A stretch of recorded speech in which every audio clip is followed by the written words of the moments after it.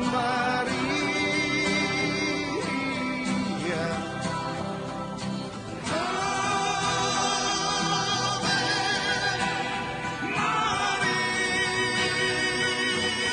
gente, vamos continuidade aqui a nossa série Liturgia do Domingo. Nós vamos falar hoje sobre o primeiro domingo da Quaresma, ano C, tá certo? É a tentação de Jesus pelo demônio. As leituras eu vou colocar aí na tela para vocês, tá bom? Então, esse é um episódio envolvendo Jesus no deserto, né, onde ele foi guiado pelo Espírito Santo depois do seu batismo por João Batista. Durante 40 dias de jejum, o mestre era tentado pelo diabo. Só que passados esses 40 dias, Jesus sentiu fome. E Satanás percebeu isso e começou a tentá-lo de uma forma talvez mais forte, né? E Jesus resistiu a todas essas tentativas. E em todas elas, Jesus rebatia, citando as Sagradas Escrituras. E aqui devemos dizer que Satanás também conhece as Escrituras. Muito mais do que muito de nós pensamos. Tá certo? Tanto é que ele invocou todas essas citações citando as Escrituras. Por exemplo, a primeira tentação: se és filho de Deus, manda que esta pedra se mude em pão. A segunda tentação: se te prostrares diante de mim em adoração, tudo isso será teu. Ou seja, Satanás tinha mostrado para ele vários impérios, coisas, né? Riquezas, poderes, tá? E o terceiro está dito lá: se és filho de Deus, atira-te daqui abaixo, porque a Escritura diz: Deus ordenará aos seus anjos a teu respeito que te guardem com cuidado. Ele conhecia todas essas coisas. Mas o que é que nos ensina esse episódio? Que a autoridade das Escrituras é invencível. Também ensina que Jesus tem o poder para resistir a qualquer tentação. E terceiro, que Jesus é um exemplo de força para não ceder ao mal. Vamos aqui para um tópico. Por que Deus permitiu que Jesus fosse tentado?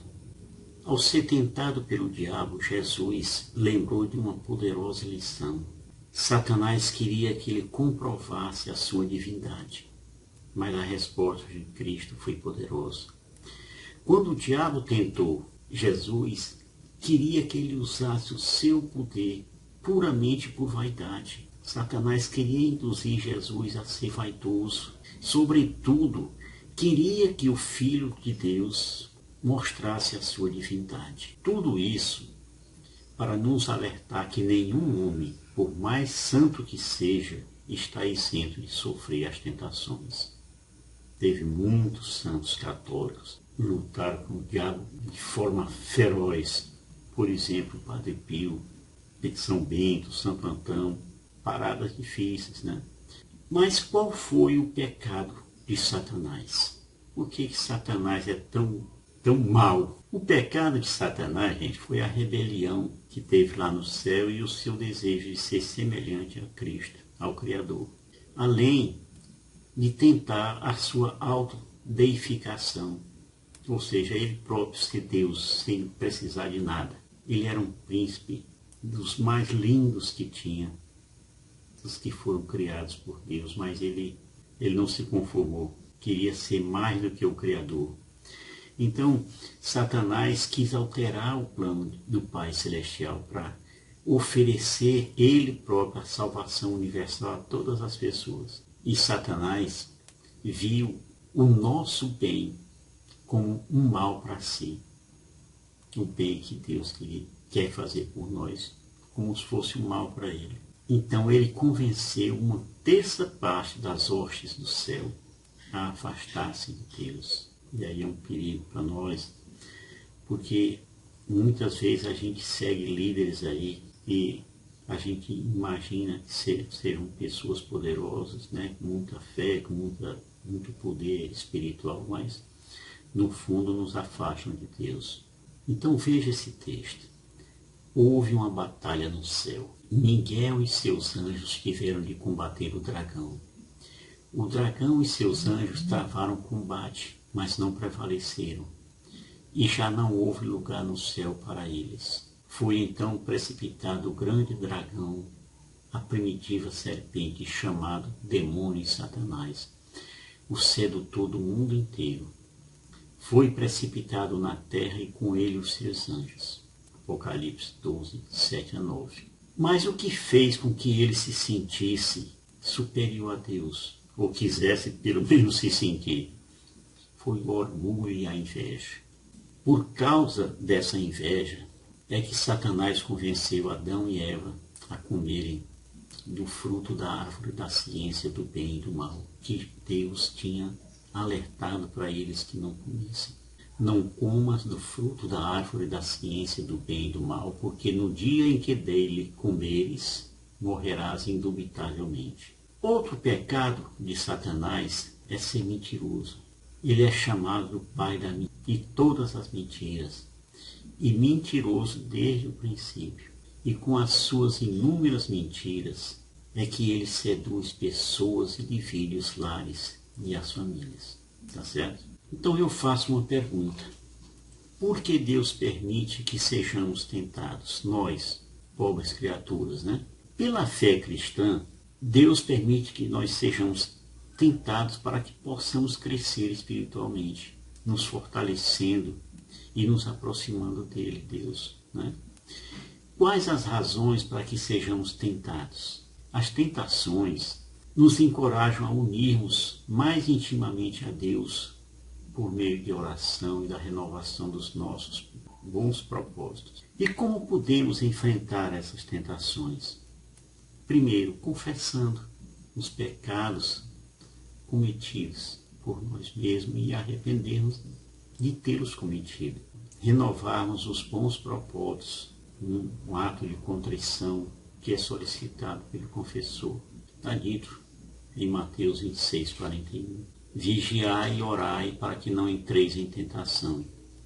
O espírito está pronto, mas a carne é fraca. Mas vamos fazer aqui uma outra pergunta.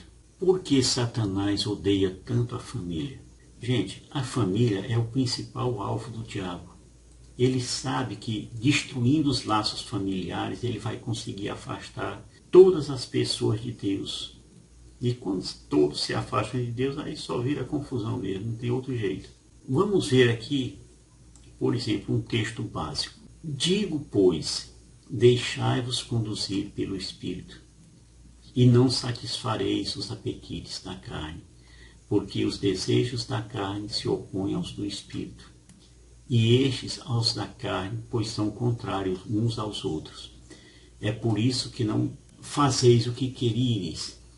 Se, porém, vos deixais guiar pelo Espírito, não estáis mais sob a lei. Paulo nos ensina que devemos andar no Espírito. Ele, Paulo, alerta sobre a luta que é travada na vida do homem, carne e espírito. E ele cita as obras da carne. E também ele vai citar os frutos do Espírito, que está nos versículos 21 a 22. E há um alerta. A carne, ela não se converte.